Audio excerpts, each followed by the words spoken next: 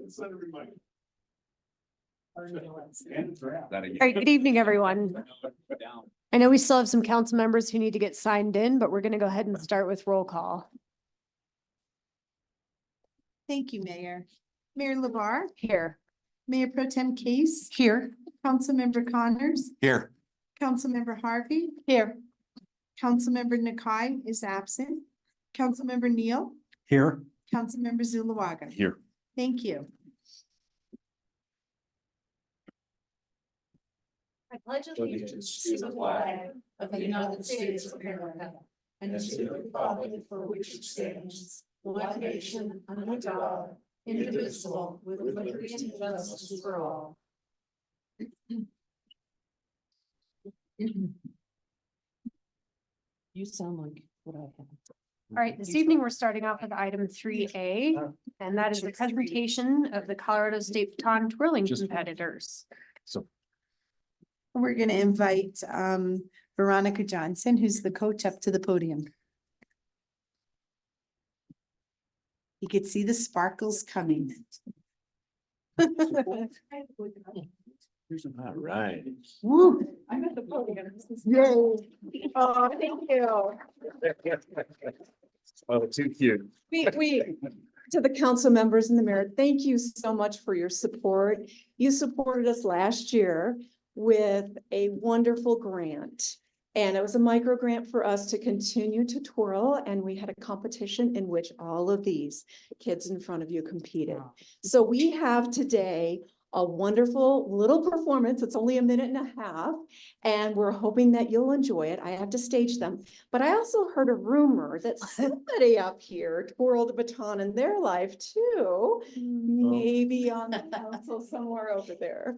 No. I would say it was almost 62 years ago. I don't think you forget. So it's like right. But I did not have the type of outfits these young folks have. These are absolutely beautiful. Oh, And they I'm are. so looking forward to your performance. Okay.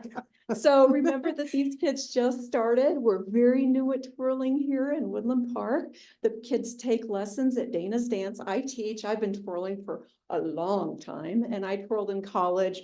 Lots of accolades back there in my past, but I love passing on to the kids. So I hope you enjoy our performance. Give me a couple of minutes here to get music ready and get them staged if you're okay. And let's have some fun. But we did want to give you a thank you card. Quinn, where are you? Can you give us to say thank you for supporting us. We loved it. Thank you so much. You do whatever you need to do. Can I assist you in any way? Not twirling, but.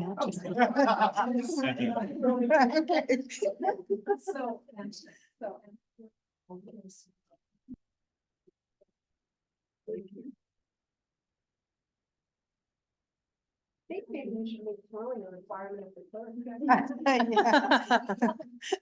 You can start the circus every.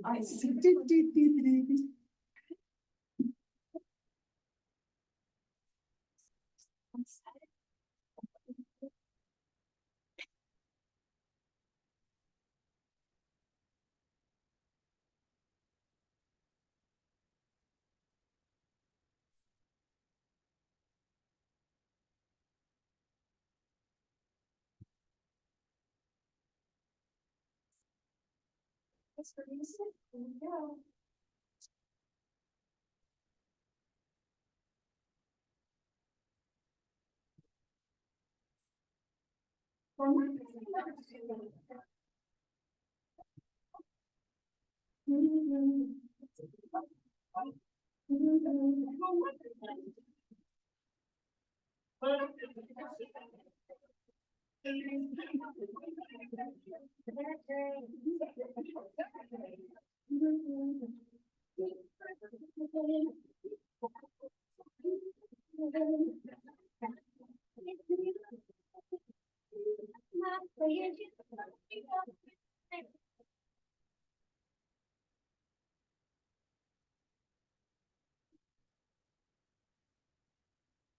Right.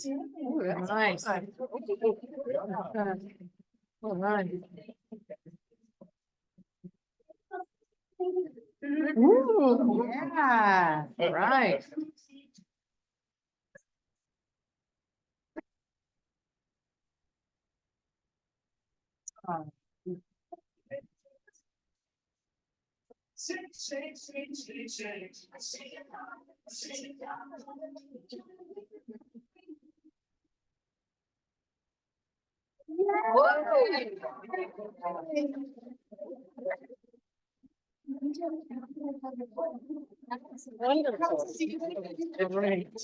Yeah. Great.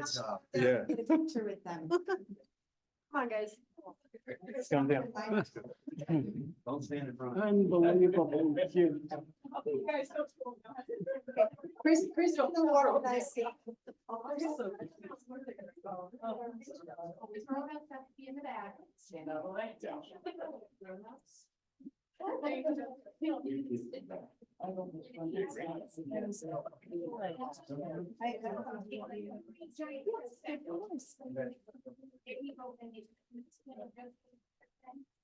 The coach is gonna be in there too.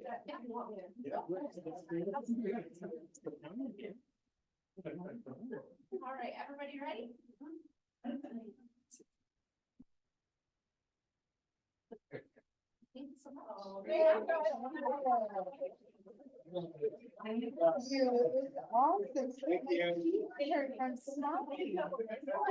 I never smiled like this at a council meeting.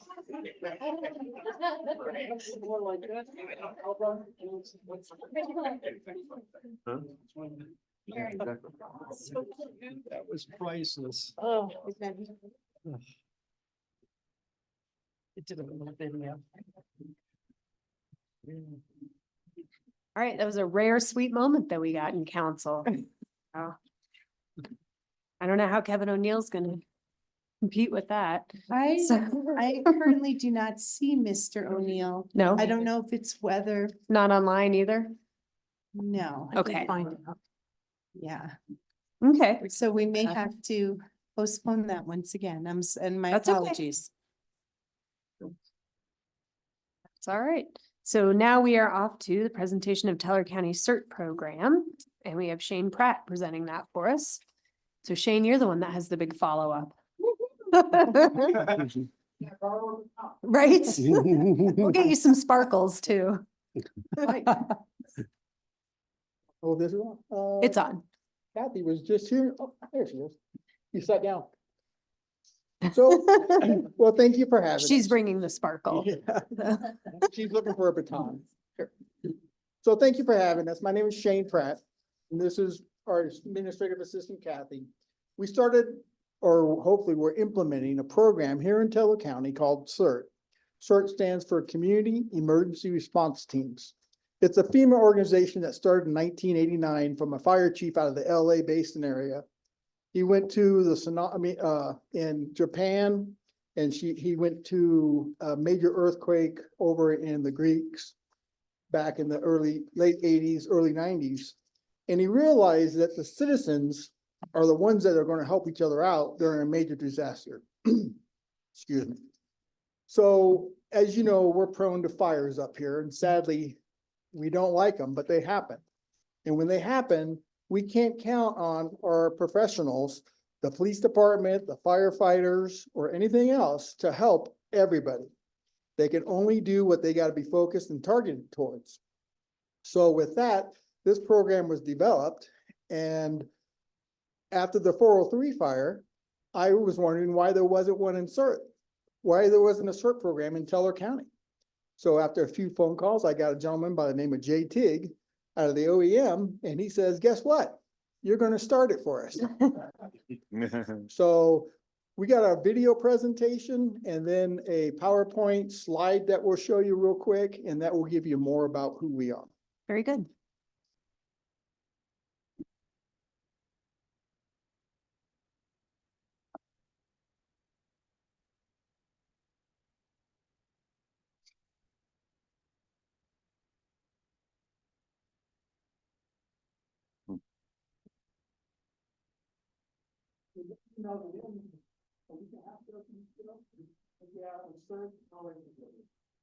You do, you have it, trust me.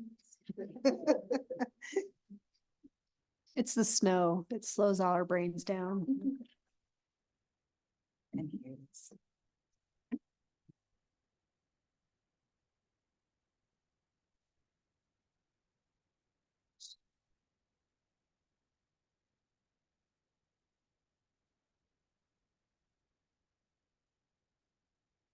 Communities are susceptible to many types of disasters. Some, such as floods, earthquakes, tornadoes, and hurricanes, are natural, while others, such as nuclear power plant disasters and hazardous materials emergencies, are man-made. Some parts of the country will experience disasters that others will never see, like mudslides, winter storms, and volcanoes, while others, like flooding or windstorms, can strike most anywhere. When disaster strikes, emergency services personnel will respond immediately. We count on their training and equipment to handle these situations. However, depending on the impact, emergency responders may not be able to quickly get to everyone who needs help. That's where community emergency response teams come in. CERTs are trained to search for and rescue people who might be trapped, to provide basic medical assistance, to put out small fires, and to handle other small incidents before more injuries or damage occur. By using the skills and knowledge they learned in training, CERT members in a neighborhood, workplace, school, or other location can work as a team to help themselves and others until professional help arrives. That's what CERT is all about, making a difference when it is needed the most. We call it doing the greatest good for the greatest number.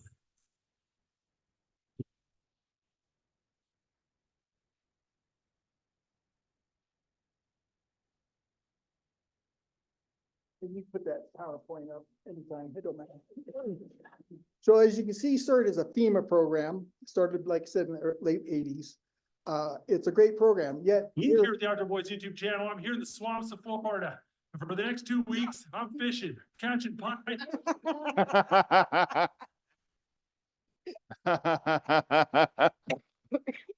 think I wanted page 4 of my PowerPoint presentation.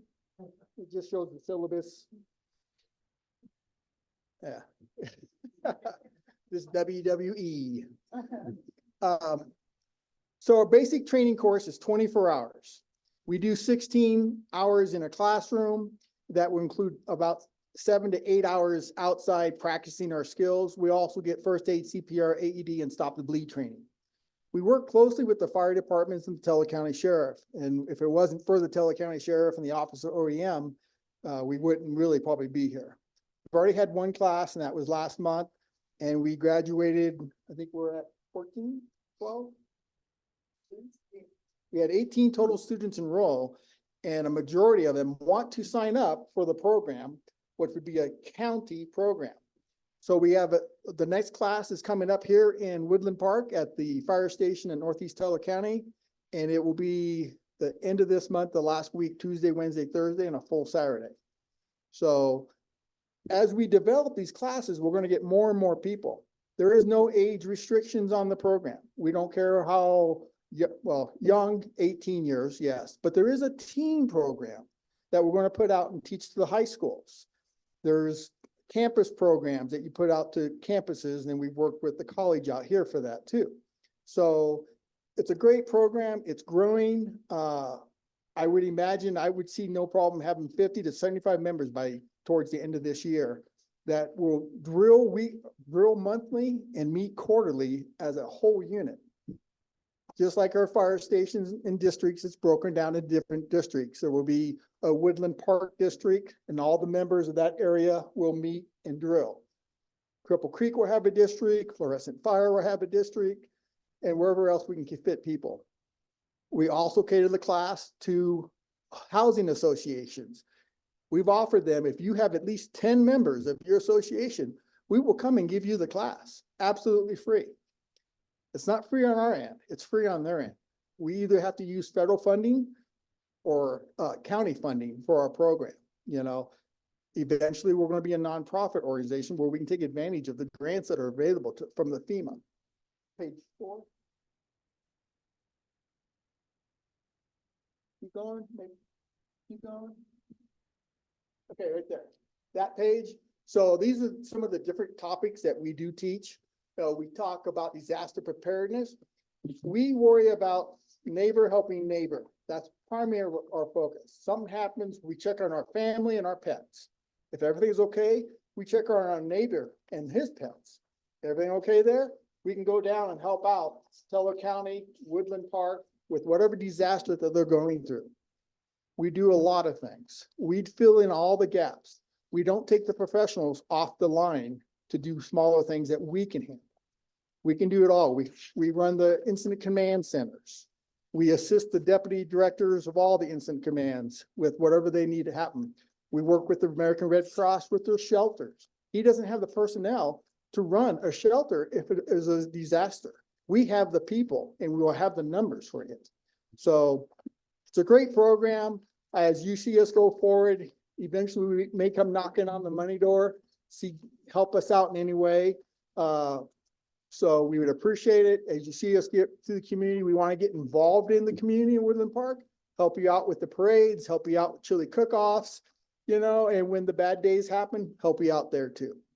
If you have any questions for me, let me know. Sure.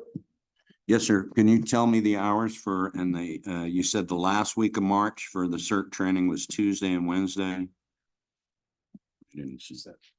Yeah, Evening. Kathy will give you a brochure here. Oh, okay, So thank you. this month, we're gonna train Tuesday, March 26th, 27th, and 28th from 6 PM till 9 PM.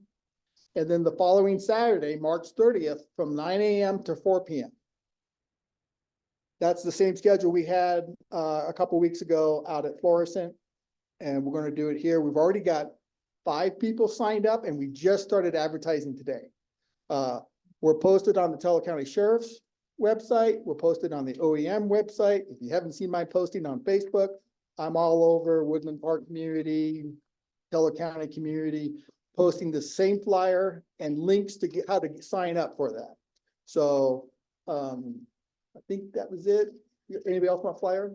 I've got another question for you. Yes, sir. So, for people who are, this is too short notice for them, are you, do you have like a sign up sheet or something you're gonna have for future classes that you email to them or whatever? So the good news too. Go ahead. Yes, what we did is we built it on Eventzilla, and it's a notification, so if you know of anybody, let me know and I'll send them the link. And I'll keep track of everybody who wants to attend, just can't attend right now. And then as we get classes, I'll send them notifications and then they can jump in whenever it's convenient for them. And what's the address that's available at? They can send an email to Teller County CERT Program at gmail.com, and then I'll work it out with them. Thank you. You're welcome. And then to kind of add to Excellent. that, we're also going to start I'll doing take a hybrid flyer. type classes where you can do them online at your own pace through the FEMA government website. It's all already available and we're posting that with our flyers. So if you do miss a class, like say you missed Wednesday where we do a lot of emergency medical stuff, or you can make that class up the following training session on Wednesday, and then you get your certification. But I think one of the unique things about the program is we can take anybody and everybody that willing to help out. Even if you have a disability, you can work. We can put you in a chair if that's what your restrictions are and help you check people into a disaster or whatever. There's 1,000 things that we can do and we can need all the help we can get. So the hybrid thing is the next thing coming up. You can mix and match, do 2 courses online, join us for the rest courses. The only thing you can't do online is the hands-on training on the Saturday. You have to physically be present. All of the Teller County CERT members that become CERT members go through the background check. They have to fill out an application. They have to pass the background. And then to be actual, what we call deployable, they have to have first aid, CPR, AED, the FEMA ICS 100, 700, 800s, Oh. in their belt. So they're not going out without being, having no knowledge whatsoever. Any more questions? I just want to thank you. This is great. I've wanted to see this for a very long time and thank you for putting it together. You're welcome. Great. I enjoy every minute of it. Yeah. He may not, but.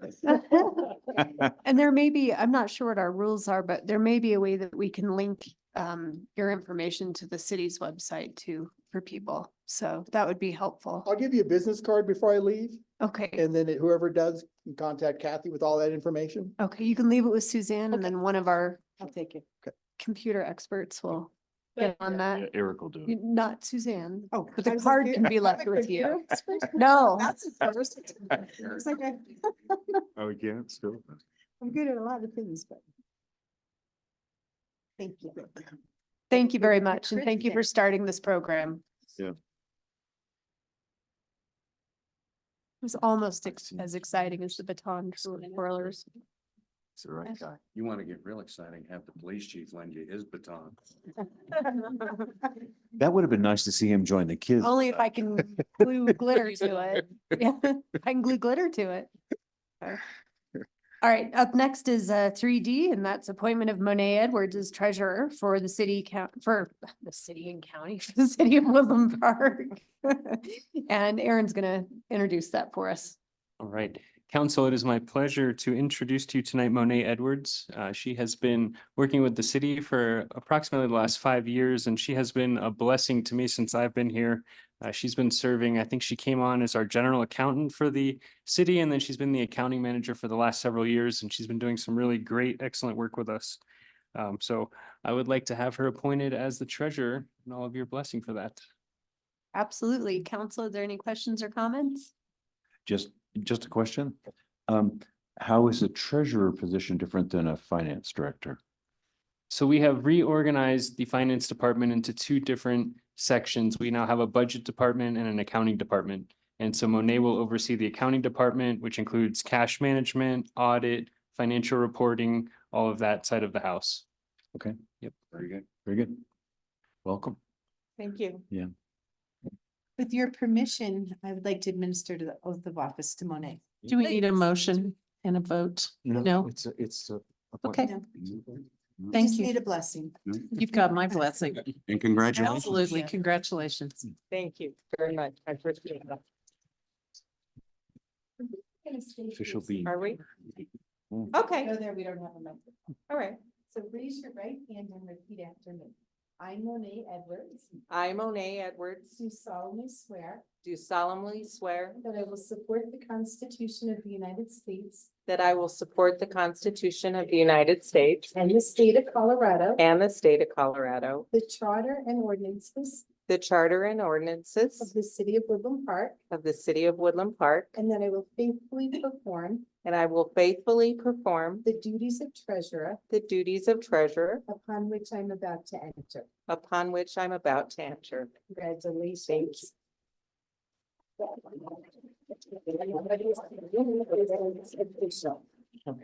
I don't know, you're welcome to say anything if you'd like. We're not. Thank you for all your support, and I thank Aaron for being so kind and generous as we've worked together. I've really enjoyed this company and look to him as a mentor. So thank you. Thank you. Thank you. Congratulations, Monet.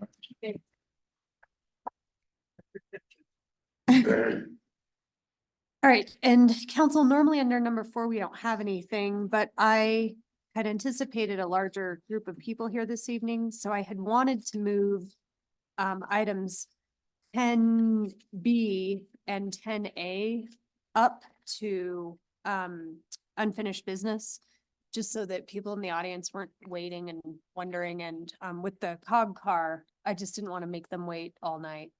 So if there's no issues with that, they'll just move down to 7 unfinished business. And then we'll talk about them there. So nothing changes about them other than timing.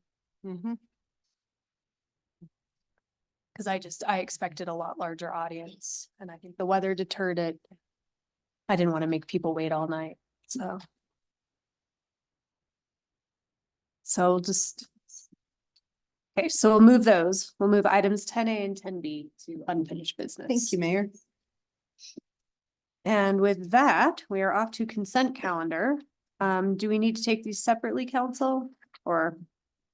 I would like to because I want to discuss 5B. I think there may be an error in it. So I'd like to go into it before we send it forward. Okay. Is everyone all right with 5A? Yeah. Can I get a motion to, I'll make a motion to approve the December 7th, February 1st, and February 15th, 2024 regular city council meeting minutes. I'll second that. Labar, yes, Case? Yes. Neil, Yes. Sulawaga, Yes. Connors, Yes. Harvey? yes. Thank you. Motion carries unanimously 6-0. Thank you. Okay, so then with 5B, Councilmember Neal, what was your question about Give that? me a second. My Dang it. everything keeps freezing up on me and I don't know why. Okay, Let me pull the packet down again. Tell me the page when you get to it. Yeah, long as and it's let me not just give you a the comma. gist. In one part, it looks like there's a 2-strike rule. In another part, it looks like there's a 3-strike rule. Just the way the language, and I'll point it out. I mentioned it to Aaron quite some time ago. Yeah, Just this would scroll up be. on the pad. this- Oh, I'm sorry. Page 22. Just Like a papers. question, Page 22. Mayor Labarge, do we need to make those kinds of corrections now on the first posting, or can we wait? Well, I think we Could be either. You could do it on either, Okay, or Rusty could, or. like if he Tell me can't find this. it, we can. It's way to down where public it talks about the 12 in a 12-month period. Stop. It's right. But since Two it's things. just wording and not really discussion In- of the topic. In one place, it talks about the revocation and suspension. Mhm. This would be paragraph 5.22.040, in which it says 2 cited violations within the last 12 months of any provisions of this chapter or of any law, blah, blah, blah, blah. So that would be a 2-strike rule. If you go up earlier in the renewal part, stop right there. What page is there? No. This one is. What page is this, Kelly? It's 26. Is 5 of 6, I'm not in the packet, it's page 5 of the document. page 5. Page 5. If you Well, go that's the to same page. paragraph. Paragraph is this one right there. It is section 5.22.030 030 C C 4. 4, okay. Within the last 12 months? within No, the more last, than yes, 2. 4. The sentence says, within the last 12 months, there has been no more than 2 cited violations, which means 3 or more. So it's a 2-strike rule in the one place and a 3-strike rule. I thought we were doing a 2-strike. So this paragraph should say, there has been no more than 1 cited violation, Or it should say there has been 2. or 2 or more. Just say that. No, there has Has been been 2. 2. It's a 2-strike. Right, but it's 2. So you don't want to say 1 or, No, it's because 2. 1 or more could allude to 1 or 3. 3. So there's been no more than 2 two. No. You want to There's, say. no, there's No, been stop, 2. stop. 2 There has cited been violations. 2. Within the last 12 months, there has been 2 Two cited cited. violations, Right. then you would not be able to read. Council, would you, and Councilmember Neal, would you like us to prepare an amendment for you for second reading? Yes. To that's do what you're this, now that I Yeah, understand. I just want to make conceptually. sure we're all in agreement. There was a disconnect that I didn't want. It's fine to change it. It's fine to clarify it, yeah. Okay. So we'll write up an amendment, and then when this thing comes up for second Right. reading, you can adopt it and Oh, fix. because you can't just change the language. Right, so before- so what we'll do is make a motion on the amended to Yeah, you- carry over to public hearing. Okay. You could do it now. Just do it now, yeah. But if you'd like, we'll prepare it, or distribute it, everybody gets a chance to look at it, and then you can adopt it on second reading, but it's your choice. Right. You can do it now. Get it right. if it's clear enough for you and you all agree and understand what's going on, you can go ahead and do it now. Yeah, let's just. It doesn't mean at public hearing, there aren't further opportunities to Right. amend, Yeah. but this is So- a clarification. If you want to make a motion, do it. Yeah, I'm not quite sure what the motion would be. Do you know? Yeah, you're just gonna say, move to change, okay. that section right there. To say. Okay, I make a motion to change section. I can't. It's, Oh, it's okay, it's just, guys, 5.2.030. you know what, let Frank make the motion. It's not scrolling. Frank's got it. It is next. Frank, make the I motion. just want to make a motion to amend the, let me see which one it is, ordinance number 1472, series 2024 to reflect 2 violations. So it's 5.22030, section don't need 4. Doesn't need Section all that. 4. Doesn't need all that? Just to make sure that the entire document only shows 2 infractions or 2 Cited, cited violation. violations. I'll second that motion. Case, Yes. Neil, Yes. Zulawaga, Yes. Connors, Yes. Harvey, yes, Labar. Yes, Thank you. Motion carries unanimously 6-0. Oh, yeah. I'll now make a motion to move or approve ordinance number 1472, series 2024 as amended on initial posting. Second. wait, we just did that. Yeah. No, No, that's. no, we just made that That was the amendment. amendment. Fixed it now. Oh, gotcha, We're trying to move it to public comment. gotcha. Should run through city So council. who was, I have a first from Councilmember Connors. Second. Second is Zulawaga. Thank you. Neil, Yes. Zulawaga. Yes. Connors. Yes. Harvey, Yes. Labar, Yes, Case. Yes. Thank you. Motion carries unanimously 6-0. all right, we are off to item number 6, and Suzanne, do you have anyone signed up for items not on agenda for public? No, ma'am. I have people signed up for items that are on the agenda. Right. Okay. So then with number 7, that's unfinished business, where I have moved items 10A and B. We will start with item 10A, which is the approval of resolution 917, series 2024. And that is in regards to relocating the Myrna Cog rail car.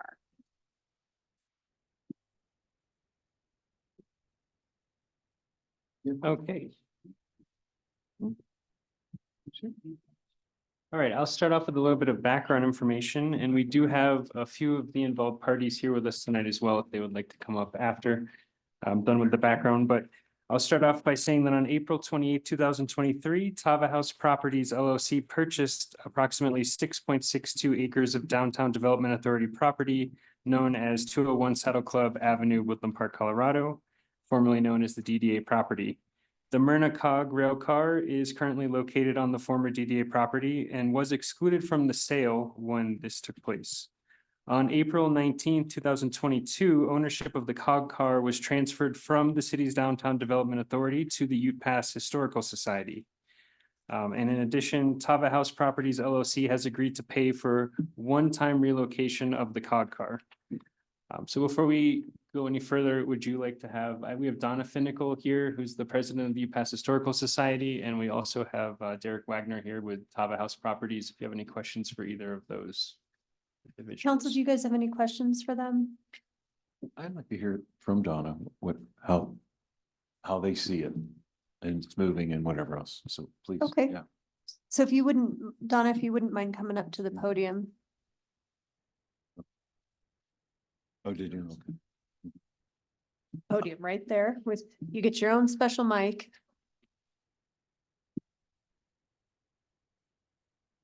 And Robert, Councilmember Zulawaga mentioned that he would just like to know what your opinion is about moving it and. Okay.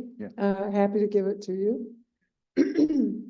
We've talked extensively with various people about it, but our position is this, that we think our first choice is that we think the COG needs to stay where it is, just because of the accessibility and visibility of it for the public. It's been there for a while now, and there's been quite a lot of people going by there. Should it have to be moved, then we are absolutely in agreement that the best place for it would be the Centennial Trailhead area. We think that, I agree, we all agree that it's safe over there, there's good parking. It will have visibility, and it will be an okay place for it. So right now, we're saying choice number one is stay where it is. Now, I know the family wants it to stay there. And then the second choice, if it has to move, is we would go along with it moving to the Centennial Trailhead. Okay, thank you, Carol. Donna, what did you think of moving it to, over to the library, the parking lot there? There's too much Stuff there? too much stuff going on over there, and the parking is always full. I mean, that library is a busy place. Yeah. Well, the question I have probably for the city staff is, what's that look like if it does get moved over to Centennial Trailhead in terms of having a firm place that it sits on and all of that sort of stuff? Is there engineering and stuff that needs to be done in advance of that, or? There is, and we have Ben online if he can answer any questions on that piece of it. Yes, Councilmember Zulawaga, there would be an engineering effort that would have to go into that. There would have to be drainage improvements, sidewalk improvements, parking lot improvements, and this was an unbudgeted expense that we would have to start now to try to get in time for their move for the cog car, but we haven't started any engineering at that location yet, nor done the RFP, obviously, or selected a contractor to do any of the improvement work. So from what I understand, it's Tava's responsibility to move it, but it's ours to prep a site. Is that what I'm to understand? That's how I read the agreement, Yes. correct? Okay. And, okay. But Well, it just sounds like the timing of that's going to be pretty challenging. When are you guys expecting to break ground, Eric?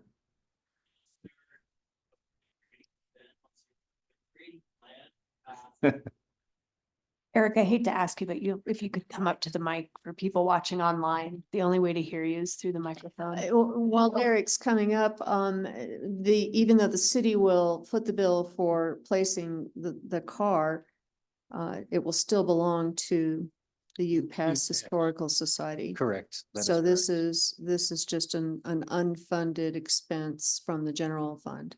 Correct. Okay. Do we have an idea of the cost? Or We yet? don't at this time. We will soon. What was the question again? My question was, so to put all those pieces in place to get a bid, RFP, design and all that sort of stuff, the amount of time it's going to take, what's your timing in terms of breaking ground for Tava, and how's that going to intersect? We're looking to start grading ideally April. And is it, you going to be grading right where the cog car is? It's our front door. Yeah.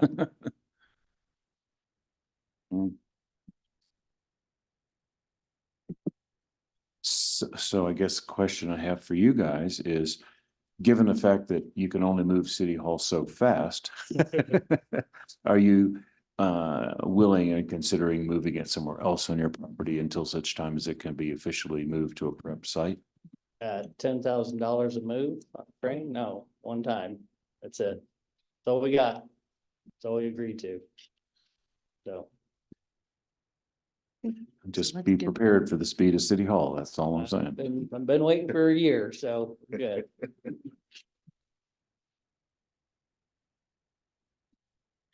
Hey, council, anything further? Is there any action we need to take on that? Probably not tonight, right? It's a resolution. It's a resolution.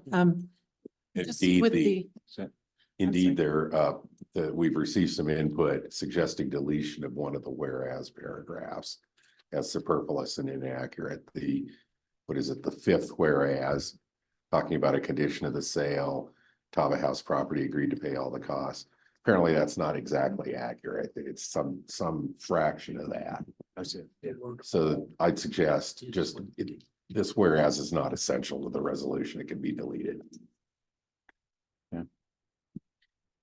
Well, considering that the cog car is on personal property and we don't have a choice, whether or not it stays there or not, again, I would make a motion to approve resolution 971, series 2024, with the recommendation from the city attorney. It's 917, sorry, I have dyslexia breakdown. A motion to approve 917, series 2024.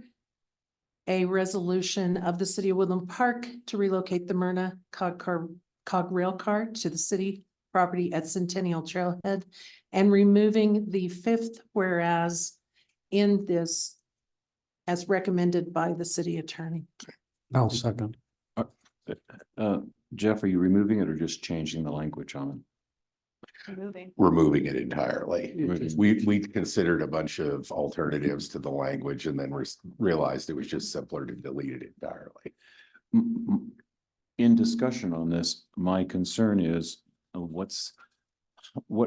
making the resolution, what's our commitment or what's our liability in terms of the timing of this? Because it's clear this is pretty short notice from when they're going to be breaking ground. So is that going to cause us any legal headaches? The city does not own the cog car. What's that? The city does not own the cog car. The purpose of this resolution is simply for the city to allow the cog car to be placed on our property. We actually have no oversight of the cog car itself. We do insure it, but the cog car is owned by UPass Historical Society, not the city. So we cannot execute the move. We cannot demand for it to be moved. We have to wait their approval. Well, I get that, We're but- simply allowing them to place it on our property. Okay, I understand that. But we are bearing the burden of the engineering and the prep of the site. And so I'm just wanting to make sure we're not ending up in some sort of liability by making that agreement when they're gonna move at one time. And if they're gonna break ground in the spring, are we gonna be ready for the site by then? And if not, what's the consequence to the city? That's my understanding. We're just gonna have to make a budgetary, I'm sorry. I would just suggest that we just make it happen. I don't believe that that's going to be possible in this short of a timeline. That's exactly. That's not, I don't believe that's reasonable that we can move this car in 30 days. Exactly. With the engineering that's required. I don't think that that's a reasonable ask. We will do it as soon as we possibly can, but that's for the city to do it at this point that's a short term. Well, Mayor, if I may, the developer, the Tava House project developer said that he's gonna break ground in April. I thought that piece of property was going to be used for a concert this summer, so how can they break ground but still anticipate using that property for a concert? It's Ben, can you weigh in on this one?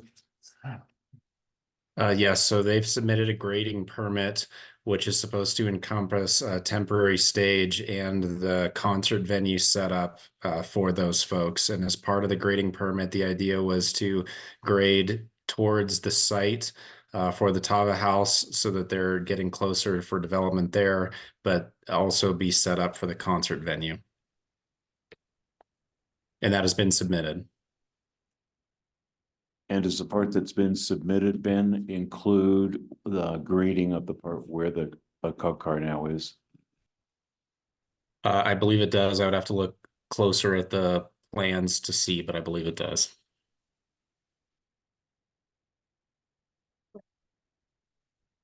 So ultimately, I think what you're looking at is if that's when they want to move it and the city isn't ready for it, if he wants to put it somewhere else, he can. And that's what it would boil down to. Unless they want to negotiate a different date and time with the city manager. Yeah, I So- agree with you, but I mean, the developers basically told us it's a one-time move and that's all they'll pay for. Right. So it's his choice where he moves it to, not ours. We're It's just offering between up our him and the property. historical society ultimately, not Mhm. us. We're just offering a space. Okay. But if that space can't be ready by the time they want to move it, then that's on them and up to them as to where it would go and what they would do with it. Well, I would hate to have to do it to move, but there is a possibility that it just gets set on dunnage to spread the load and let it rest until we find time to upgrade our spot to re-lift it into place. Well, I don't know where it would be moved to, because I think what Ben is saying, anywhere that cog car gets moved to, a site is going to need to be prepped. They can't just drop it in the parking lot. Well, I think they can 'Cause put of it the on weight. dunnage and spread out the load without having to prep the site. They can stick it in the middle of the parking lot until the edge of it is, I But believe that. then, and the only other thing with that then is council would then have to decide whether they're willing to vote on a two-move budget Absolutely. and what that would involve. And I think that Ben is probably best to say whether it could just be moved one place and then to another. But thank you though for your clarification, Mayor. It's really all we're doing tonight is saying, whenever it moves, we've got a place for you. And we're going to finance that improvement to that place. Yes. And if you don't get it there, you don't get it there. And you'll if have we to find can't another do it in place. time, I don't know what will happen. Yes. But that part's, to the best of our ability, we'll try to have it ready, but if we can't. I think it's a very generous offer from the city, and it would be a shame that we got into a situation where it would not be moved to a site where we're willing to improve Right. the site. Right. But legally, we are not obligated. We are just saying we are willing to do Yeah, this. thank you for that clarification. Yeah, thanks. Even the resolution. The resolution is just like a political statement. It is not the law. So it's like making a resolution for illegal immigration. We can all say we're not going to take illegal immigrants, but it's a resolution. It's not the law. It's like I second that. political Oh, statement. sorry. Which I'll actually be bringing up in my mayoral report. But anyways, I'm just trying to clarify for the public's sake, a resolution is not an ordinance. So resolution is not the law. Yeah, It's just so a political, it's like political speech saying, yes, we are willing to do this thing, but we are not legally obligated. Yeah, and not only are we willing to do this thing, we're willing to finance the Correct. preparation of the site. Yeah.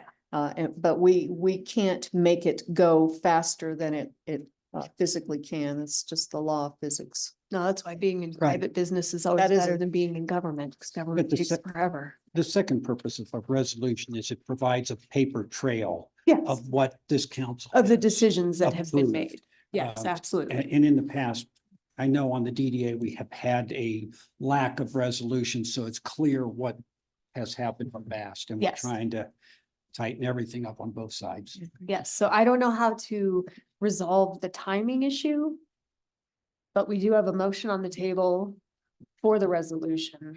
Well, I do have. Oh, we don't? I do I thought have you a- guys did make them. I'm pretty sure we had made a motion, then we kept discussing it. So, I second it. yes, thank you.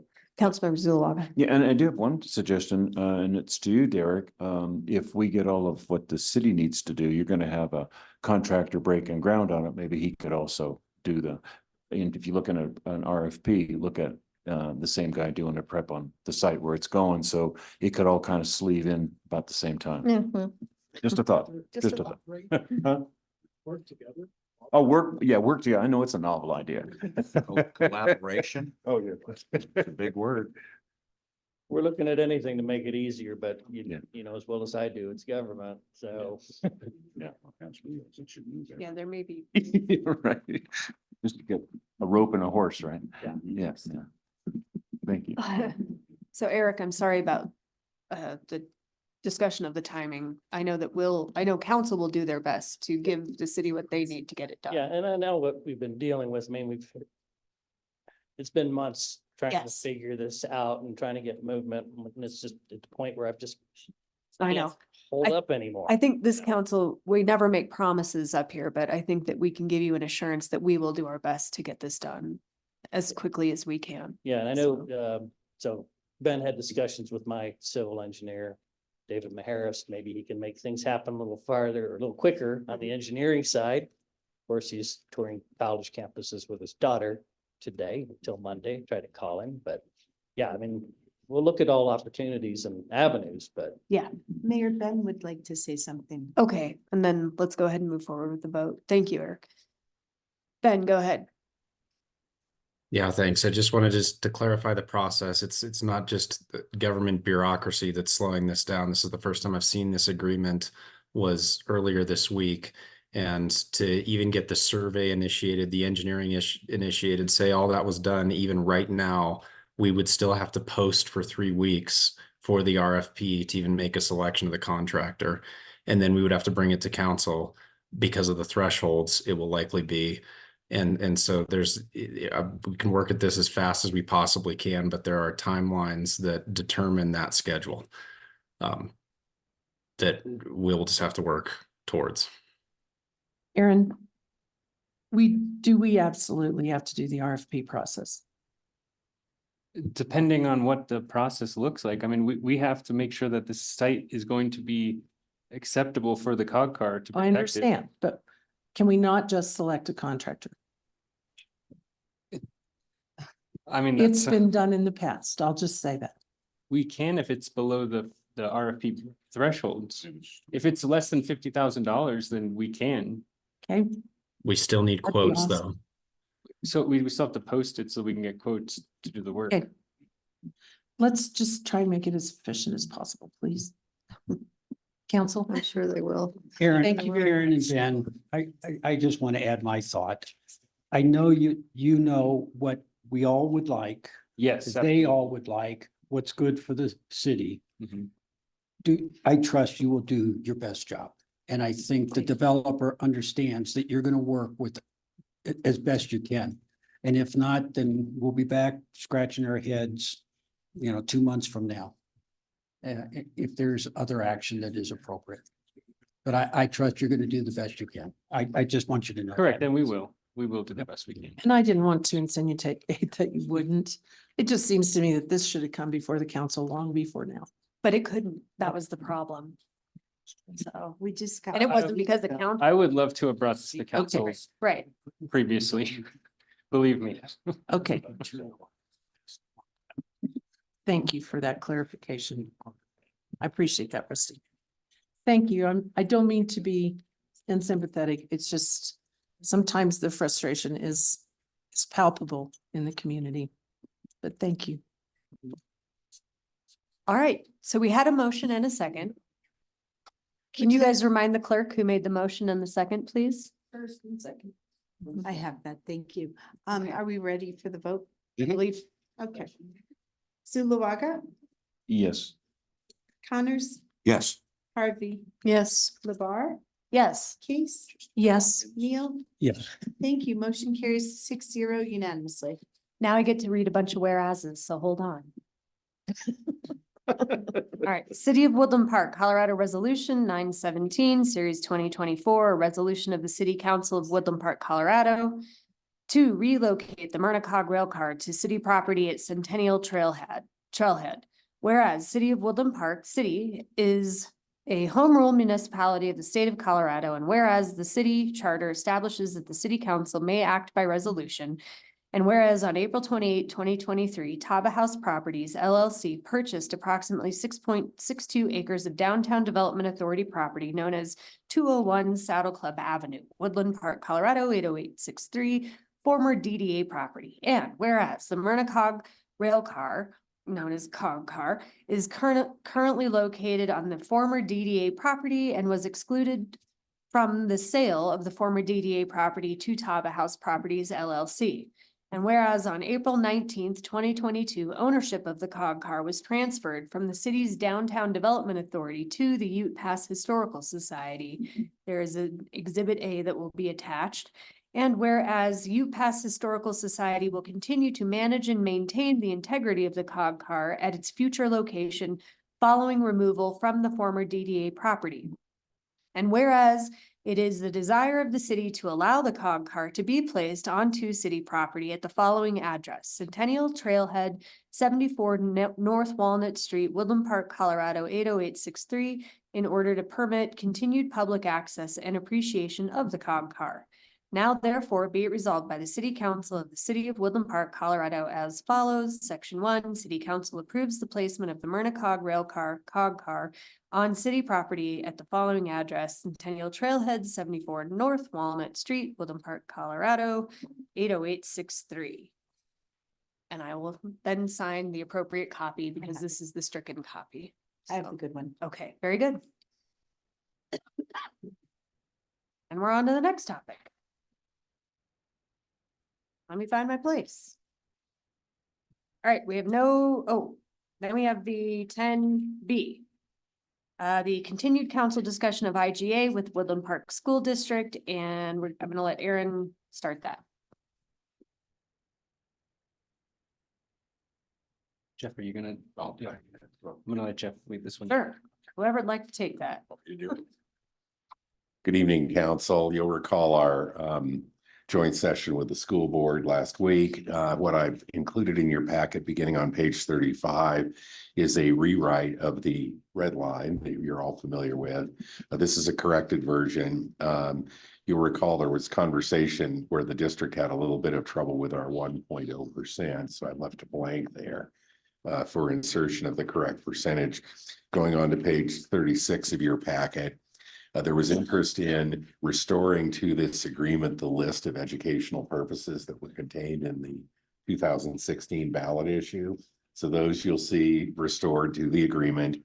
The detailed written accounting you're familiar with, that remains in the agreement, but Councilmember Harvey pointed out at our meeting that some language relating to accounting showing the allocation of tax proceeds to charter schools had inadvertently been omitted, so that is restored to the draft. And that's and if you look over on page 37, you'll see that your attorney missed the name of the city manager here, so I'll be fixing that up for you. Uh-oh. Yeah, confronting my mortality again. That is the agreement, and the purpose of this conversation, Aaron, is just to make sure that I'm understanding what your wishes were from that meeting before I go see the school district about all of this. Council? So one question I have for you, Jeff, is the school board had these changes or almost these changes. Can you articulate what they had? Because when we all met, they had your trimmed down version, if I can say it that way. Correct. Are they aware that they're getting this coming back to them in the format that was initially sent or substantively the same? Yes, the earlier versions of the red line that we tendered to the district very much resembled this one and had the list of educational purposes in them. The original tender had the educational purposes as a closed-end list, meaning you may only use the money on these educational purposes rather than the serving as examples, which is what they did in the ballot issue. The school district objected, but then said that they would have no objection to include it. I'll confirm this, but in our back and forth with their attorney, they said, you know, as long as it tracks with what the ballot issue said in 2016, we don't have a problem. So that's what you've got in front of you. And Robert, if I remember correctly, it was this word right here where it said including that was missing. But it is on the ballot initiative. We didn't have it in our initial, and we're putting it back because that is Exactly right. That's exactly right. Yeah. And then Mayor, if I can just ask Aaron a comment. So we've got a mystery number in there of the percentage. And there seems to be a difference of 0.2% or something. Can you tell us for the record why it's 1% and your calculations of the loss factor or whatever, so that is something that we can come back to the school board with? Absolutely. So my recommendation is still that we leave it as 1% administrative fee. This renewal should have been looked at in 2021, so we're 3 years behind. My estimation is that we're about 20,000 behind for the last 3 years. So we're approximately 60,000 behind.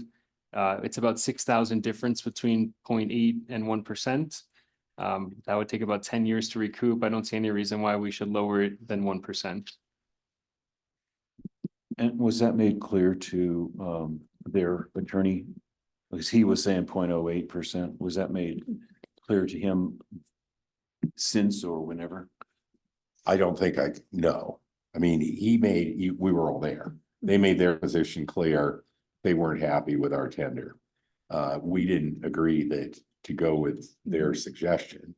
What we agreed to do was continue horse trading.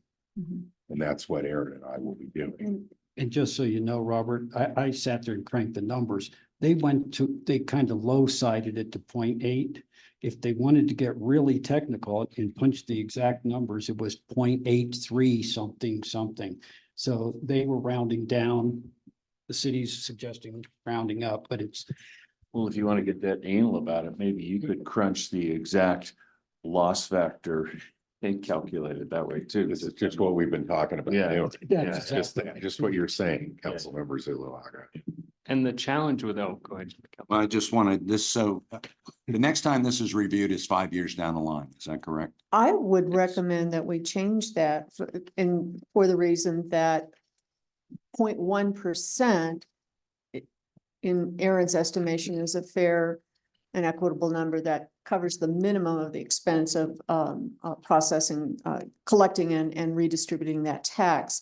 I would say do it every 2 years versus 5 years. And when Mr. Miller made the recommend, I couldn't tell if he was being serious or not. It was kind of like, an auctioneer, oh, well, you say 1%, I say 8 or 0.8, point or not 1%. Yeah. And because no one from the board of directors made any comment, I couldn't tell if that they were buying into that or not. But I wanted to make the point at the work session, and I did, is that 1% is a pretty good deal for the school district because the county does charge us 3% of our collection of property taxes. 1% just covers Aaron's expense, or not Aaron's expenses, the city's expenses for collecting and distributing that tax. So I don't want to go below 1%. And I also would like, as Frank pointed out, change it from a 5-year review to a 2-year review. I think sooner reviews than 5 years would stop us from arguing about the increases. Because, the school says, well, you didn't care about it 3 years ago. So every year, for the last 3 years, you haven't asked for an increase. Do the So rest of you- I would like to look at it from a financial point of having to increase every year, which everything's gone up, but I would like to see a better job than waiting 5 years to discuss an increase. so Frank, you're suggesting 2 years? I would suggest Fair whatever, side. 2 years would be good for me, but I could do 2-3 years, but no, 5 years is way too long to relook at. Why don't we, in our discussions with the district, suggest a period of 2 or 3 years in place of the current 5 years? Is that our consensus? Either here? 2 or 3, depending on what 2 or 3. gives us a little leeway. Well, that's fine, but that's gonna skew the catch-up number of the 1%. So you want to calculate that as well. So if you're gonna change it every 3 years, then you're gonna, when you crunch your numbers, if you're thinking 5 to catch up your 1% for what you backlogged, it's gonna change that number is all I'm saying. So just say, calculate that when you're looking at it. Okay. Yeah. So you're looking to see like 1.5%? No, I'm not saying that at all. Well, if we were gonna do a 2-year Oh, that's what renewal, it would be. If I had to, I mean, it would be more than that. Yeah, well, see, so that's my challenge. That's why I think I'm better to leave it at 5 and do 1% than starting to stretch that number out to 1.5. When you're trying to make up that difference. So I guess those are the two things I think I'd be. 5 considering. years, it could be 3% we're looking at. That was Right. my problem. Yeah. I didn't want it jumping from 1% to 4% in 5 years because that's the inflationary rate and that's what everybody's paying at that point. Well, So if we yes, do but it in no. increments. If it goes up, like for example, the following year is going to be 3.25 million is what the amount is going to be. And take inflation, whatever else, the following year could be 3.5 million. So we're going to still get 1% of 3.5 instead of 3.25. Does that make sense? So the number that 1% to me seems like that can be kind of fixed. You don't have to be moving that goalpost necessarily. And the point where I'm saying is once you start changing the length of the IGA contract, you're going to be changing your catch-up numbers.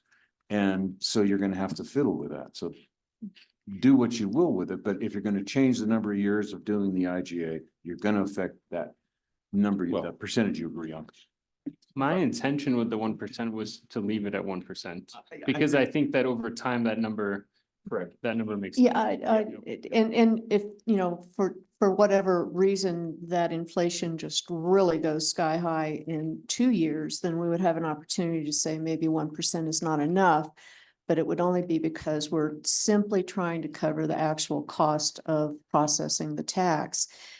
Aaron's example of trying to, it's almost two different issues, dropping it from 1% to 0.8. He said, doing that, I mean, since we have not reviewed this for so long, if we had reviewed it 3 years ago and said, let's increase the pass-through fee to 1% versus the flat fee of whatever it was, $350 a month or something.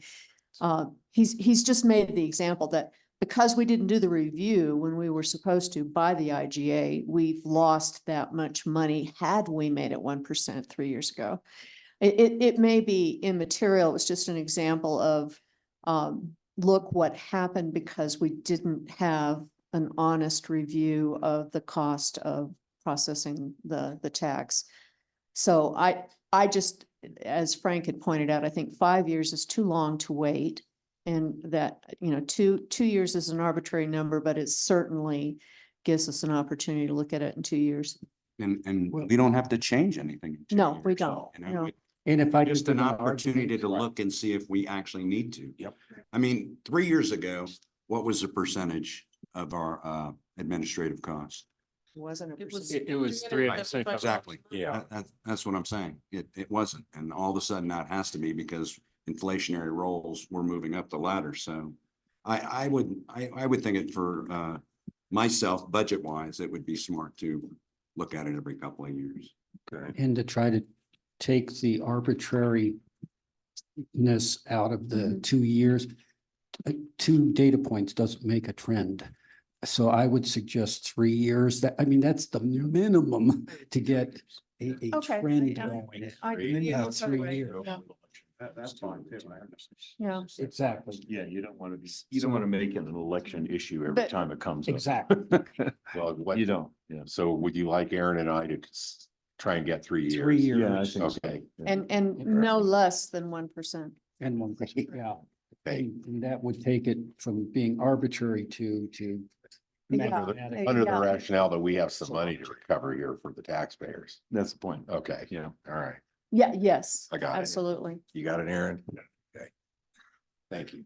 And if I may, if we're going on now to section 4, thank you, Jeff, for returning the paragraph that talks to the actual categories that were in the ballot question language. And as Rusty pointed out, it is no longer or exclusive to any other use. It's simply reminding them. And I think that it's important because it becomes the roadmap for future councils and future boards, board of directors for the Board of Education. As we discovered last Thursday night, there were directors on the Board of Education who appeared to be unfamiliar with this at all. So being as specific as we can and prescriptive as we can, I think is very important. Every one of us up here knows that we move on and pass on and sometimes get convicted of felony offenses. So we're not always going to be here all the time. And neither will the directors on the Board of Education. Past mayors, is that what you're saying? Chief, do you know something we don't right now? Quite seriously, this is a road. Yeah. Yeah, go back in history and you'll know what I'm talking about. we know. So I appreciate that is included. Historically, since 2016, the Board of Education and their finance officer always reported using those categories.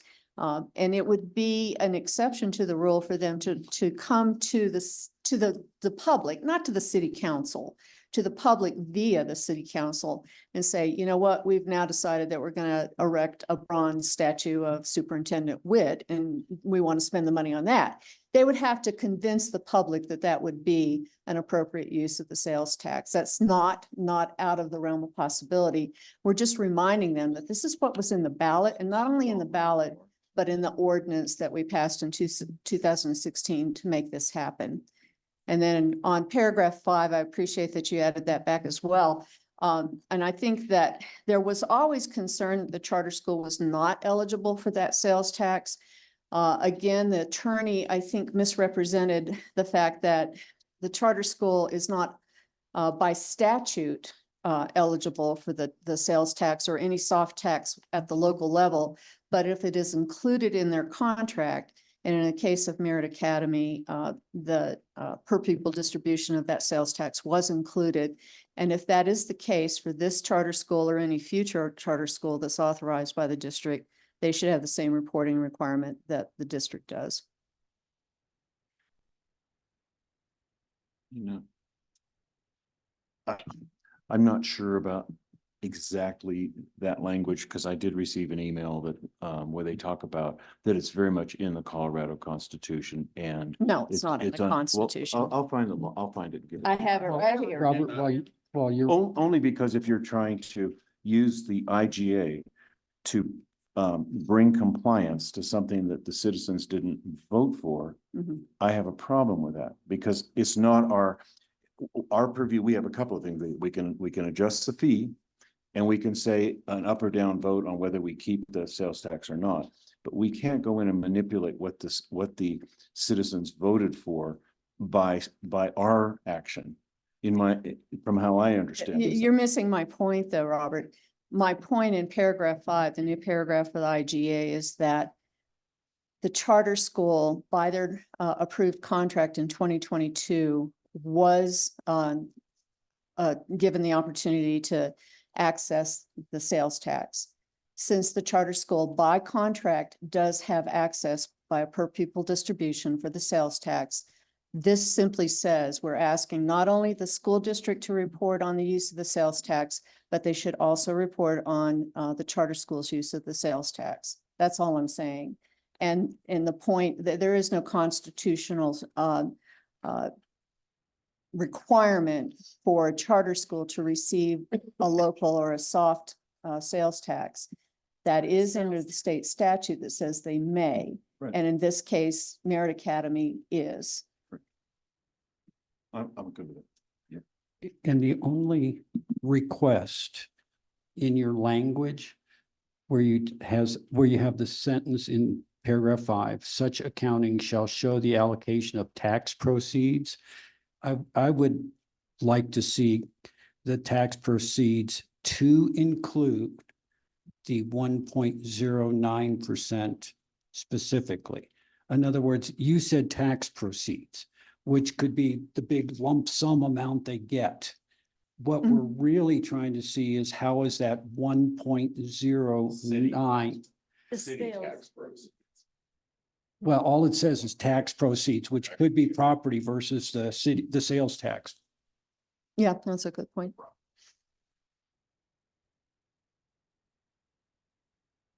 Mayor, Aaron, I have the direction I need Mhm. on this item. Unless anybody else has anything. My other question on it though is it our city attorney who will then contact the school district attorney with the new draft? Yes. I think we've discussed that we would like board to board, so I think we would like everyone copied when you send it, Sure. correct? Yeah. Yeah. Do make sure everyone is CC'd It's copied. Okay. so that everyone is aware of the changes. So, because the board should provide feedback or at least to the attorney. That's been some of our. Yes, that's been a theme that we want to make sure the electeds on the school side are involved as well as staff, and we'll make sure the copies are spread that way. Thank you all. Thank you, 'cause this is not attorney privilege. Right. Okay, anything further, council, on that topic? No? Okay, Jeff, you're good with that one? Okay. So we have no number 8. We are now on to 9A. And before we get into 9A, that's the ordinance 1471. We don't have a large audience here tonight. I'm not sure what the motion's going to be. I know what I would recommend doing, but And I had prepared to explain to the audience what council's actual authority was, but it doesn't appear there's really anyone here to hear it. Except there is some people in the audience, so I'm gonna just take a second to just let There are 20. yeah, there are 20. And online, I don't know, there might be quite a few online this There evening. are. We have, yeah. So I just want to clarify that, I'm not on social media and I'm not listening to all that noise and I'm not hearing those things. But what I do know is the council has very limited authority on this issue. And I'm aware of what the public has asked on different sides and different opinions. And I know that emotion is running very high on this topic. And I'd like to remind council, but also our citizens, that emotion is not a good place for us to operate from. So, part of this issue, it's really hard to overcome how you feel about a topic and how you feel about certain people for some members of our community. And we hear you and we understand that. I just wanted people to understand that we hear it. And we do allow for public comment because we understand, this entire council understands how important it is that you feel like you're being heard.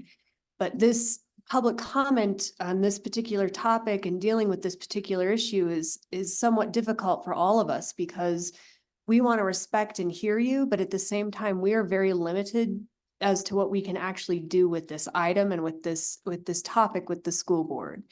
So I know that if you have questions about it or concerns, I'd really recommend you don't go to social media and follow what someone is posting or just what any random Joe says about it. I really recommend that you, one, start with your school board.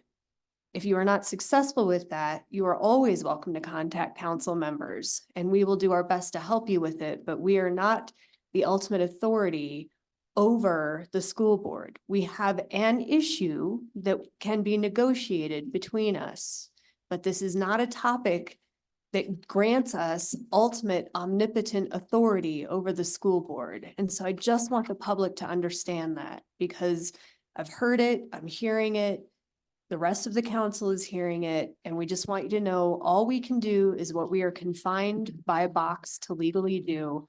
And I strongly believe that all of council really wants to work with the school board and get the budget presented, get the information gathered, and carry on as needed. But we also recognize that the community thinks we are the only board currently that can hold the school board accountable. So let me clarify that. We can try, but only on this particular issue and only the agreement that we have with them. We cannot direct them and we cannot control them. The only people that can do that are you people, the people that voted for them and had them elected. And the best place for you to go and the best thing for you to do is to show up to their meetings and to write them and to email them and to hopefully have open communication with them.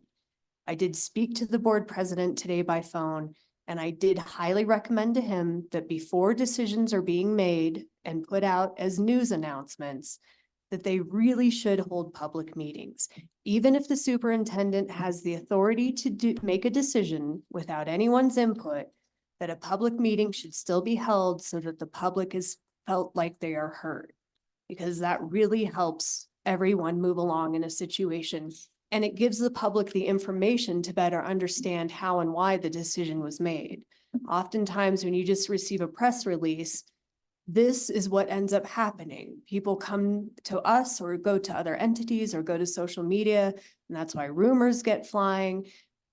Improper information gets exchanged. And so I highly recommended to that board that they hold meetings as we do, take the public hearings as we do, and then make the decisions with the public present, because it really helps quash the major issues that we've been having in our community. And I think that the president took that message to heart, and I hope that they will do that from here on out. So with that said, council, if you have a motion. Well, first, is there a staff report for the ordinance?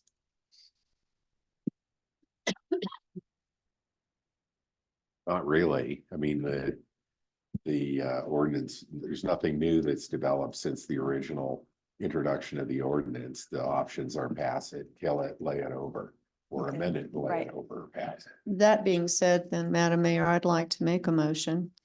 And I make this motion because I do not feel that we have met all of the criteria of the recitals for this ordinance, and I would like to table it until our next council meeting, so a date certain of March 21st, and continue the opportunity for a public hearing at that date. I'll second that motion.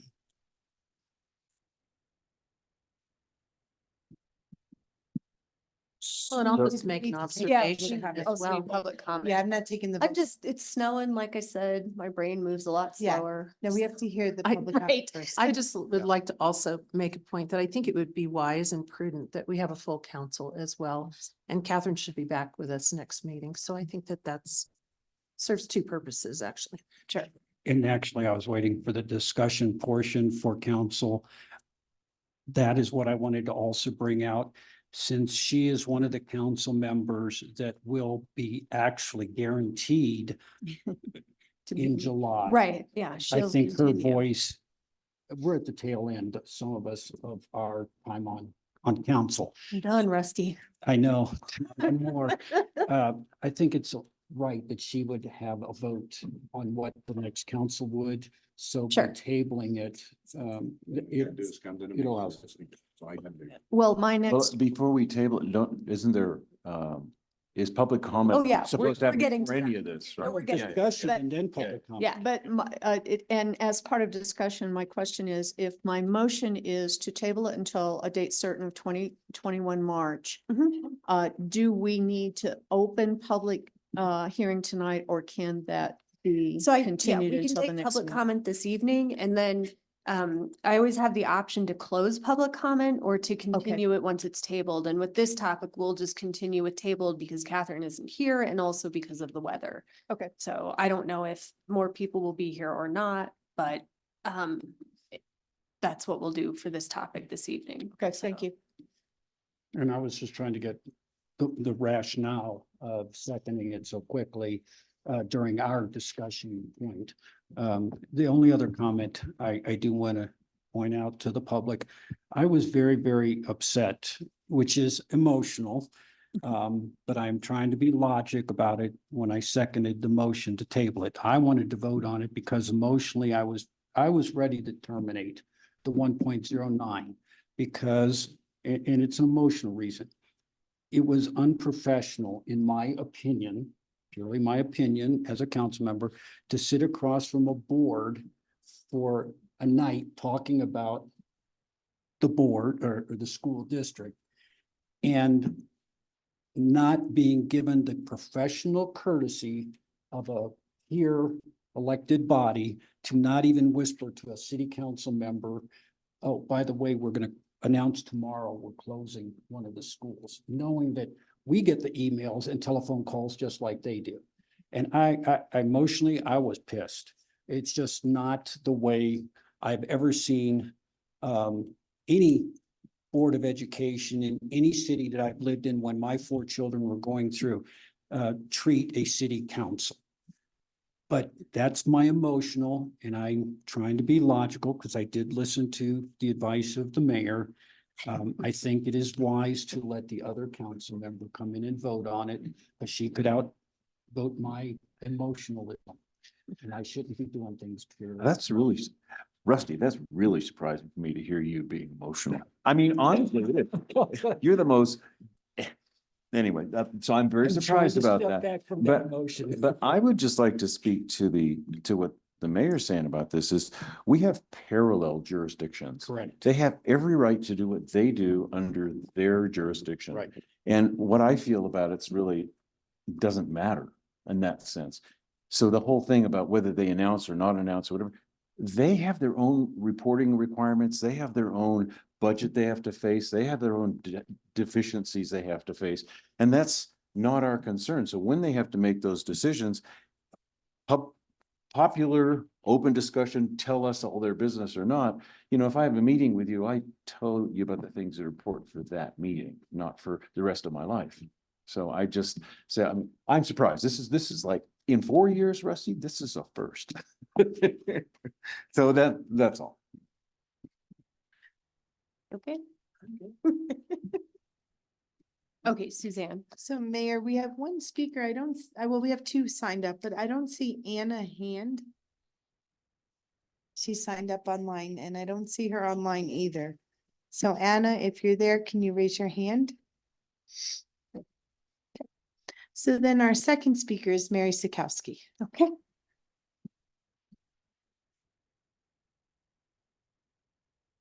Good evening. I'm Mary Sikowski and I live at 3330 Regent Drive in Woodland Park. The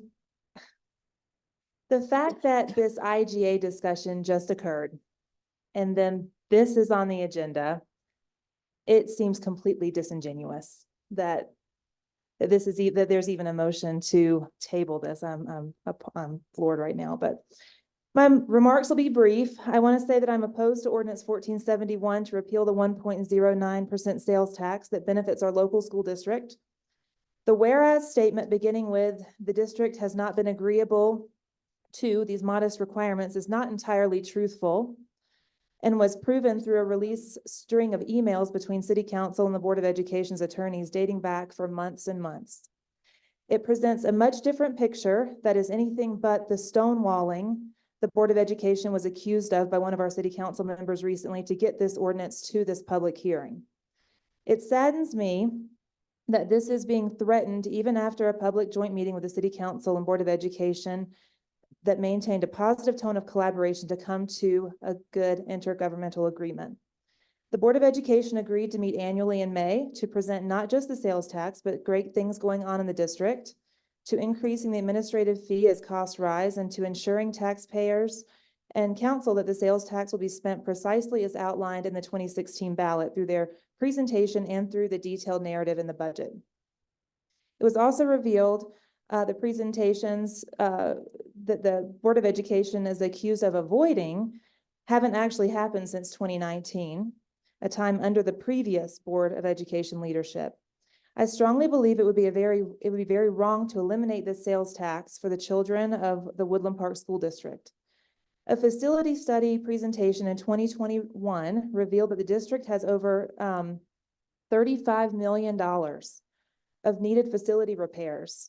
At a time when the Board of Education is finally doing something about it, a huge rug is threatened to be yanked out from under the district, not by a taxpayer vote, but from a couple in city leadership with a bone to pick.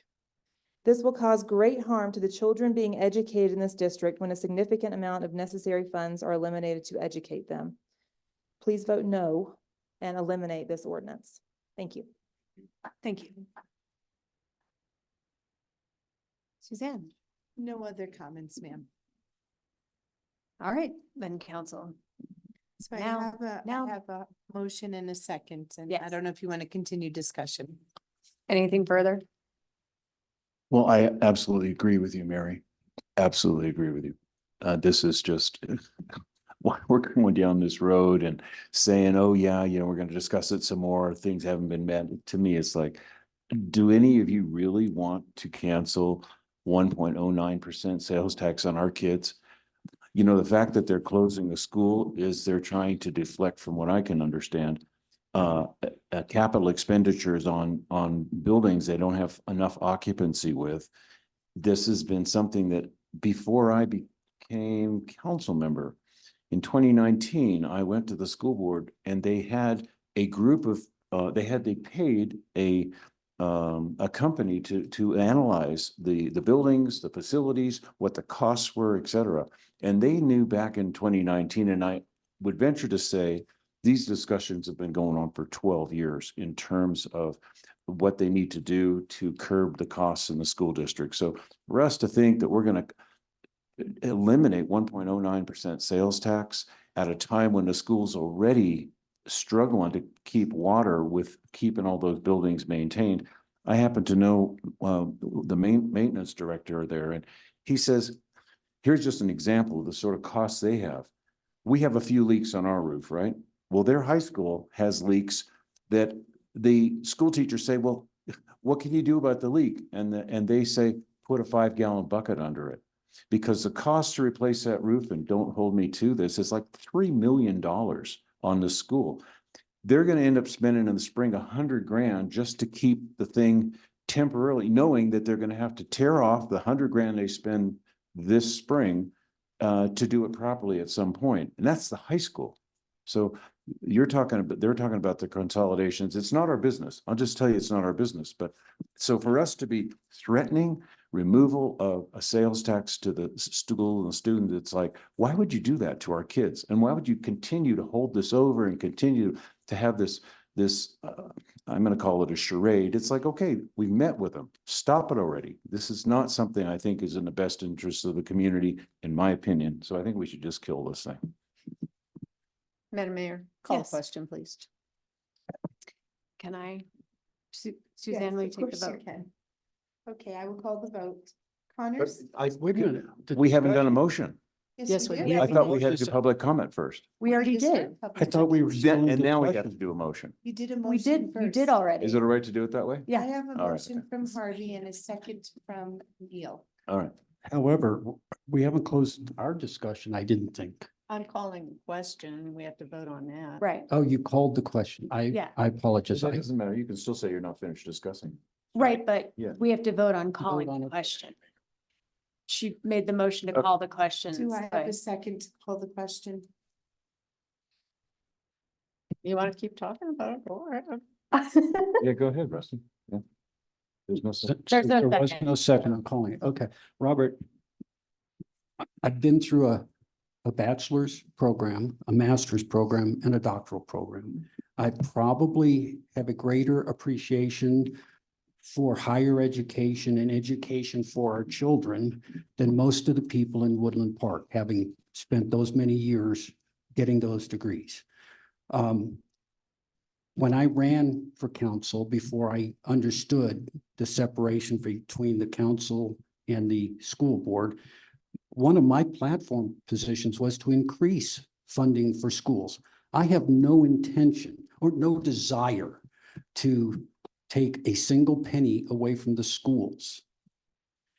However, I have listened to so many parents and seen emails that there needs to be a proper accounting. Now, I think the accounting that exists out on the website is very detailed. Some people may not think it's that way, but I want to keep the pressure on the Board of Education to account for that sales tax. I don't want to take the 1.09 away from those kids. I wish I could double it. I really do. I personally can afford the tax increase if we doubled it, but that doesn't mean everybody else can, and it's a stupid logic. I would love to give them, as a council, funds for the school, but I also know that I am not going to be here in July to make sure that what was said to us on Thursday is fulfilled in July. You're not going to be here. I'm not going to be here. Carol won't be there. And I just want the pressure so that they honor what so many citizens have asked for, accountability. I'm not telling them how to spend a penny. That's not our role. I hear you. I hear our mayor. Council has no role in dictating how the school board spends the money. But I want a proper accounting of the sales tax so that I have represented all of those hundreds of citizens that have come before the board or sent us emails asking for accountability. They've asked for a whole bunch of other stuff, and you just heard me. I have not asked for anything in the IGA changing how it's spent. Just account for it. Well, Rusty, I appreciate the fact that you're backing off from your emotional position. I mean, I get that. But the truth is, when Aaron does a budget for us, we have a cycle. Once he's presented the budget, then we get it audited. The school board has the same requirements. They do their budget, it gets audited. It's part of their requirement to make these things. So for us to think we have to go in to be their watchdog, to me is erroneous. And so that's, and I don't want to fight anymore. I already know where I'm I gonna would vote on like this thing, to- but I As just. long as, Councilmember Case, because she hasn't please. spoken yet.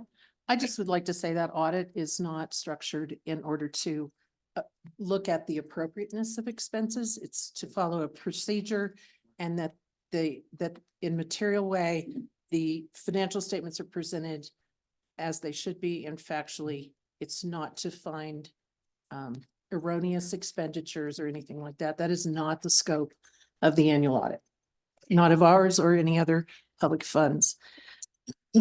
I wish that Catherine was here. Catherine should be here this evening.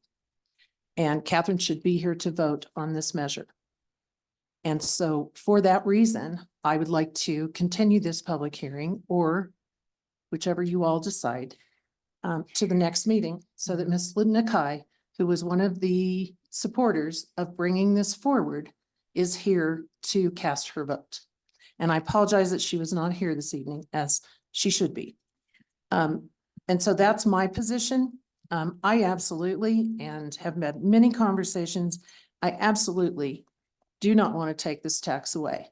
And I've been talking about a sunset since this election occurred because I was disappointed that there was not one in there. That's a conversation for down the road and massive amounts of analysis in conjunction with the school. And I'm not even wanting to talk about that now. But I do want Ms. Nakai here to vote. Councilmember Harvey. and the motion on the floor is to table this with public discussion until the 21st of March. And part of my reasoning is not only because I would like to have Councilman Nakai here for the discussion, but the recitals of this ordinance include coming to resolution on a revised intergovernmental agreement, and we have not done that. We made great strides last week in having the board of directors here. I was disappointed that the board of directors did not speak, with the exception of two individuals, that it became the school district attorney's show. I wish we'd heard more from the directors themselves, but that meeting was not the resolution to the issues that are cited in this ordinance. By sending them a revised version to review and approve or modify, we begin to get closer to satisfying the recitals of the ordinance. And I think we can do that in a 2-week period. And it is not disingenuous to have this ordinance in place because we are going to table it tonight, hopefully. And we'll have time for the IGA to be reviewed and revised, and to the satisfaction of not only the two elected boards, but also for citizens who voted on that 1.09 sales tax back in 2016. And I agree with you completely, Robert. We don't have purview of their entire budget. And yes, they do have an audit every year, just as we do. There are now a group of concerned citizens that are going to ask the Colorado Department of Education to do a forensics audit that will help all of us understand how money is being spent in the entire school budget. What But does that our have to only- do with us? It doesn't. Thank you. It Can we doesn't. move on, What it please? does have to do with, what we We've had do enough have, of all of this. what Let's just we- move on. you know, because this is the you're first time- soapbox- Council members, soapboxing Councilmember what we're Connors. doing. I'm not running for office, Frank. Well, Here's the- obviously, you're gonna blackmail the school board and then. Councilmember You are Connors. out of you're order, Mr. Connors. May I finish what I started to say? Our primary obligation by ordinance and by responsibility is to monitor the use of the 1.09 sales tax. If you don't feel that that is appropriate, I am Absolutely unhappy. appropriate, and they've showed us the results last meeting. They did not. They did did not not. receive any results. We have had a We've had the budget sent to IGA. us that shows where the 1.09% was spent. I'm sorry, I've had no budget presentation. I don't know who all's received it, but the mayor certainly has not. And the mayor has sent personal invitations for this dialogue since last September to numerous members of the board and received zero response. The Zero. bottom line right now is that we have a motion on the floor to table the ordinance that could repeal this tax if in fact the Board of Directors of our school district refused to come to the table again with the adoption of a new IGA. Okay. So can we call, can we call the You- vote? you call- Yeah, you're welcome, call the yes. question. Call the question. Call the question. Can we get a second? I'll second. Thank you. Suzanne? This is to call the question. Yes. Connors? I don't even know what the question is. Yes. anymore. We're done. We're done Yes. discussing it. Yes. Harvey? Yes. Labar? Yes. Case? Yes. Neil? Yes. Zulawaga? Yes. Thank you. Motion passed unanimously. Question's been called. I will take the vote now. The vote is to table the ordinance to the March 21st, 2024 council meeting, and it is a motion by Councilmember Harvey and a second by Councilmember Neal. Connors? No. Harvey? Yes. Labar? Yes. Case? Yes. Neal? Sorry, yes. Yes. Zulawaga? No. Thank you. Motion carries 4-2. And Frank, you just said something. I had heard what you just said, that we had received this budget. I never did. Just FYI. Well, in June, council member Harvey and myself both received it. I didn't see it. It answered all the questions. I'm like, fine, this is good. There's no problem. I don't know why we did. I don't remember why I did, except that it was a question at the time that we had oversight. I'm like, that satisfies me. I'm surprised it didn't satisfy Councilmember Harvey, but that information was made available to us back then. Now, I apologize to you all for not sending it on, but I looked at it and thought, they qualify, they meet everything they're supposed to do, done. But I guess council. I have no idea how totally much, different. I have no idea how much it's snowing outside, but I will add this. Yes, I got a copy of a PowerPoint slide. No context, no presentation, no explanation. That does not tell me how that 1.90% sales tax was spent the previous year or how it will be spent in the future years. So council, the conversation is over, but regardless, it did not satisfy the requirement that is needed. We're gonna end the topic there, okay? So we're on to reports. I only have one thing to bring up. I did receive the, and I have some dates. But I've got the resolution from the Mayor of Monument and Colorado Springs resolution on the cities not accepting illegal immigrants nor having the ability to house, care, fund, deal with. So if council, if I have consensus, I can bring that resolution to the next agenda. We can read it. It is not law, but it is a political statement saying this city will not support illegal immigration. You got my consensus. Okay, very good. So I'll give staff the resolution so that they can get it for the city. Oh, good point. Yeah, I think they have better plans for that school than illegal immigration. Yeah. So, Very good. all right. So for community events, it's your friendly reminder that Sunday, March 10th, it's time to spring forward. Set your clocks 1 hour ahead. Already. Wednesday, March 13th from 6 p.m. to 8 p.m. at the Ute Pass Cultural Center, the Rocky Mountain Music Society presents Songwriter Showcase. It is a free show for all ages. Registration is now open for the co-ed baseball for ages kindergarten through 9th grade. So Robert and Frank, you guys can't join that one. I'm sorry. Registration is also Hey, open at for least I'm girls educated. softball. I'll get over it. It's an emotional thing, but I'll get over it. I understand they have a cry room up at the high school, so. Oh, well, you guys could go there if you needed to, but, all right, registration's also open for the girls softball ages, 3rd through 8th. And that's all the dates I have. Councilmember Case. I actually have nothing to report. All right, Councilmember Neal. I have a DDA report. We did hold our last meeting at 7:30 on March 5th. And there were two notable items that I want to let everybody know.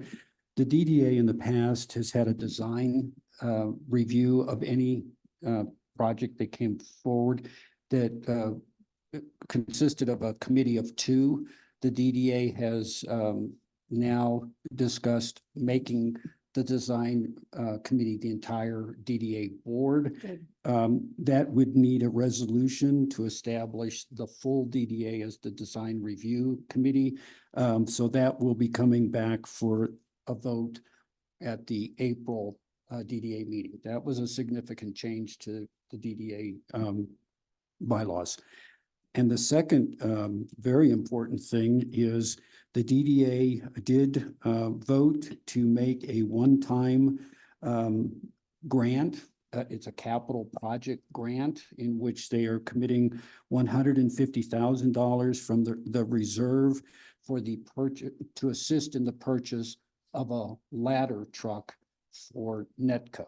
Now, the truck costs about $1 million, but there are buildings in Woodland Park that require a ladder truck.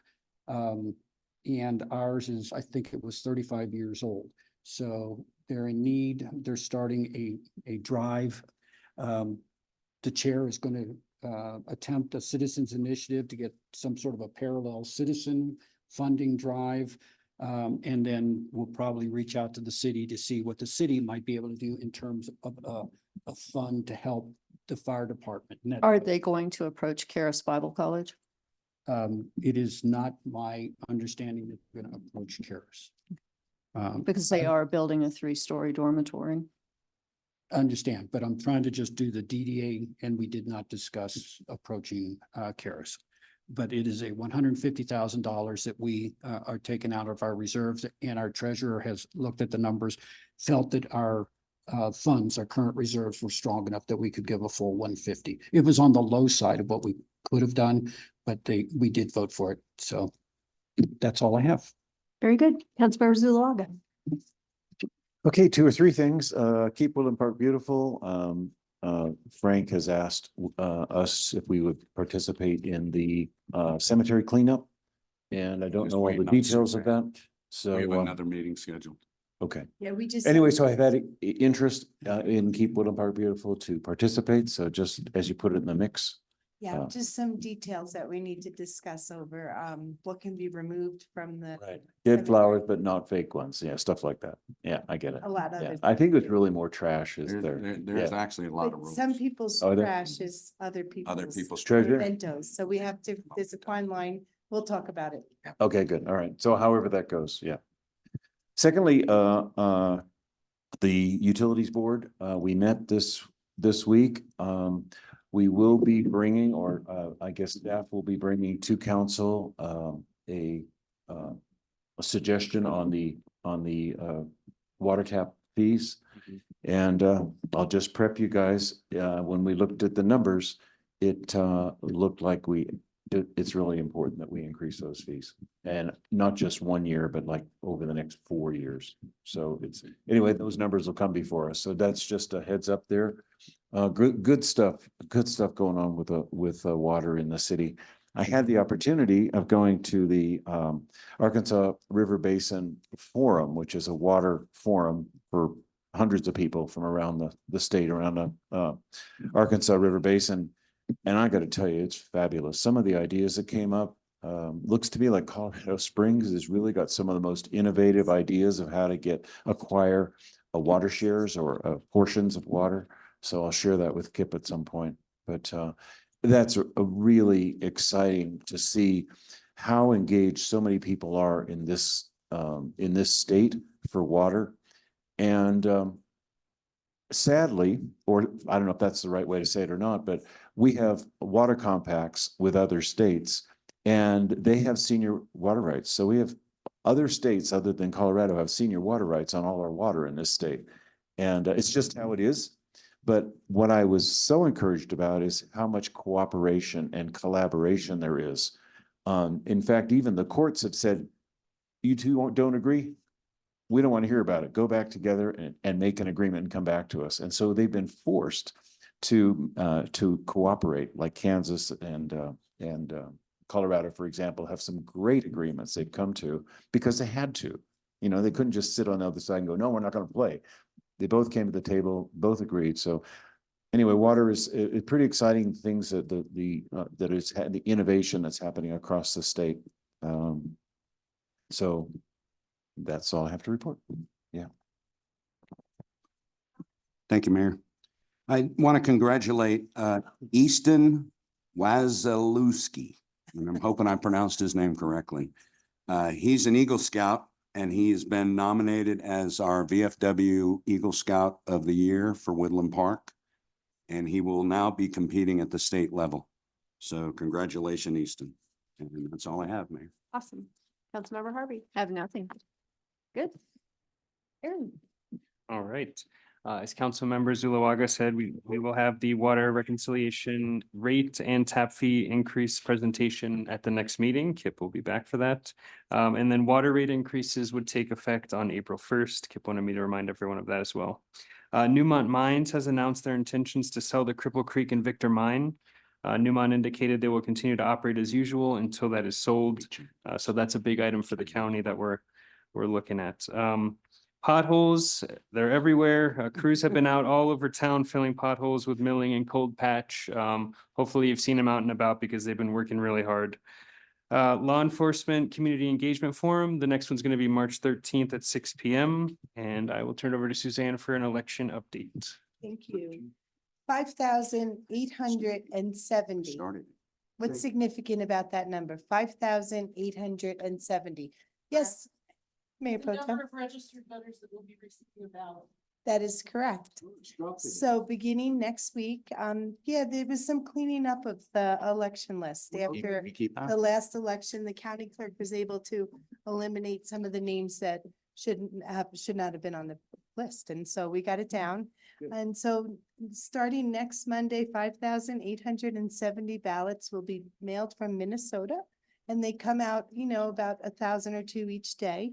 And so then I just want the public to know that the drop-off boxes for the ballots, there'll be one inside City Hall. And then there'll be the one that's outside here 24/7 outside the council chambers. Thank you. It does. It has a camera on at all times. That's a legal thing. And how many ballots can an individual drop off? They can drop off no more than 9. Thank you. You're welcome. And with that, this meeting is adjourned. Drive home safe, everyone.